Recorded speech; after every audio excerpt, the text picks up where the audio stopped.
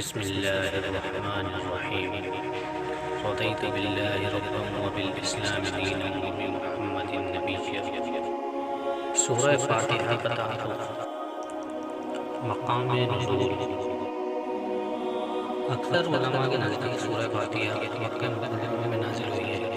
امام مجاہد رحمۃ اللہ تعالی علیہ فرماتے ہیں کہ سورہ فاتحہ مدینہ منورہ میں نازل ہوئی ہے، اور ایک قول یہ ہے سورہ فاتحہ 2 مرتبہ نازل ہوئی، ایک مرتبہ مکہ مکرمہ میں اور دوسری مرتبہ مدینہ منورہ میں نازل ہوئی ہے. رکوع اور آیات کی تعداد. اس سورت میں 1 رکوع اور 7 آیتیں ہیں. سورہ فاتحہ کے اسماء اور ان کی وجہ تسمیہ. اس سورت کے متعدد نام ہیں اور ناموں کا زیادہ ہونا اس کی فضیلت اور شرف کی دلیل ہے. اس کے مشہور 15 نام یہ ہیں. سورہ فاتحہ سے قرآن پاک کی تلاوت شروع کی جاتی ہے اور اسی سورت سے قرآن پاک پڑھنے کی ابتدا کی جاتی ہے، اس لیے اسے فاتحہ الکتاب یعنی کتاب کی ابتدا کرنے والے کہتے ہیں. اس سورت کی ابتدا الحمدللہ سے ہوئی. اس مناسبت سے اسے سورۃ الحمد یعنی وہ سورت جس میں اللہ تعالیٰ کی حمد بیان کی گئی ہے کہتے ہیں.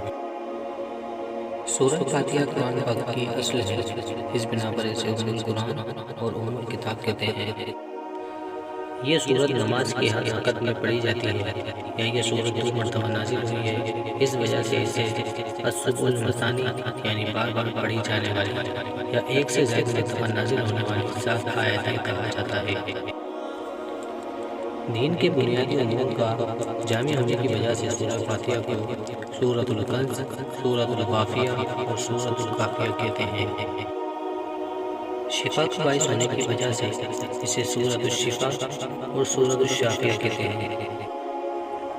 دعا پر مشتمل ہونے کی وجہ سے اسے سورۃ الدعا، سورۃ طالب المسئلہ، سورۃ السؤال، سورۃ المناجات اور سورۃ التفویض بھی کہا جاتا ہے. سورہ فاتحہ کے مضامین. اس سورت میں اللہ تعالیٰ کی حمد و ثنا بیان ہے. اللہ تعالیٰ کے رب ہونے، اس کے رحمان و رحیم ہونے، نیز مخلوق کے مرنے کے بعد دوبارہ زندہ کیے جانے اور قیامت کے دن کے اعمال کی جزا ملنے کا ذکر ہے. صرف اللہ تعالیٰ کی عبادت کا مستحق ہونے اور اس کے حقیقی مددگار ہونے کا تذکرہ ہے. دعا کے آداب کا بیان اور اللہ تعالیٰ سے دین حق اور صراط مستقیم کی طرف ہدایت ملنے، نیک لوگوں کے حال سے موافقت اور گمراہوں سے اجتناب کی دعا مانگنے کی تعلیم ہے. اگر ویڈیو اچھی لگی تو چینل کو ضرور سبسکرائب کیجیے.